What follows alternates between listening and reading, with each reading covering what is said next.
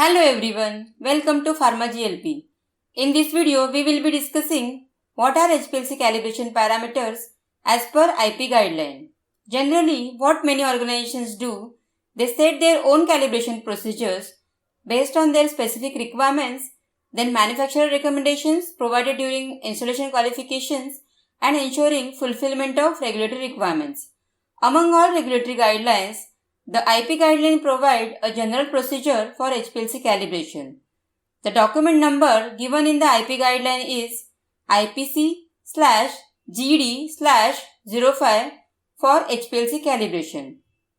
In this document, the Agilent Infinity Series HPLC system with quaternary channel is used as an example.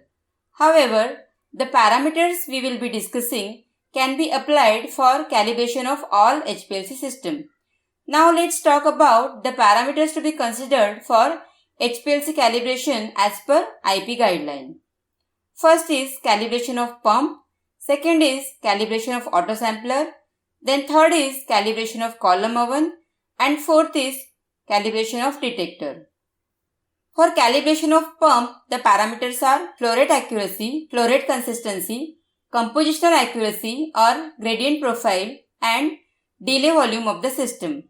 For calibration of autosampler, the parameters are injection volume accuracy, injection volume precision, injection volume linearity, and autosampler temperature accuracy. Then third is calibration of column oven, and last is calibration of detector. The parameters are detector linearity and wavelength accuracy. Now let's understand acceptance criteria of each parameter.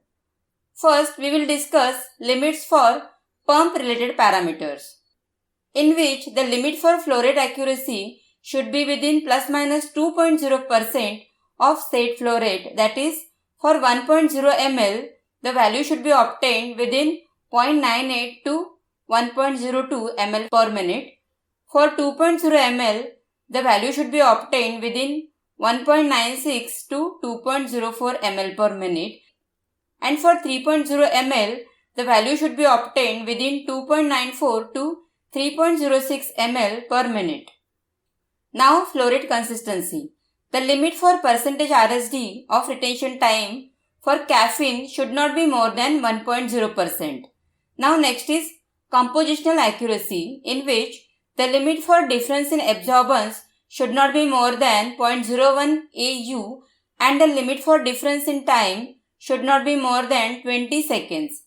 Now last is the limit for delay volume. The limit for delay volume should not be more than 1.0 ml. Next we will discuss limits for autosampler related parameters. For injection volume accuracy, the limit is average volume for 10 injections of 20 microliter should be within plus minus 0.4 microliter. Next is for injection volume precision. The limit for percentage RSD for the peak area due to caffeine should not be more than 1.0%. Then for injection volume linearity, the limit for correlation coefficient, that is R square, should not be less than 0.990.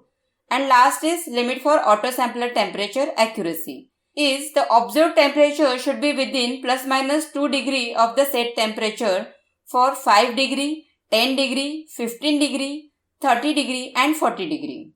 Now the limit for calibration of column oven is the observed temperature should be within plus minus 2 degree of the set temperature for 10 degree, 20 degree, 30 degree, 50 degree and 60 degree. Now last is detector related parameter.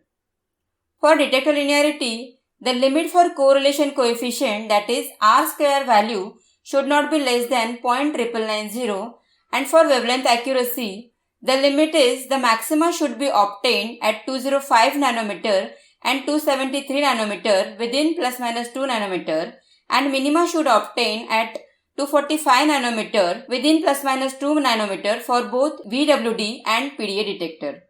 That's all for the today's video. I hope you find it informative. Thank you for watching and see you in the next video.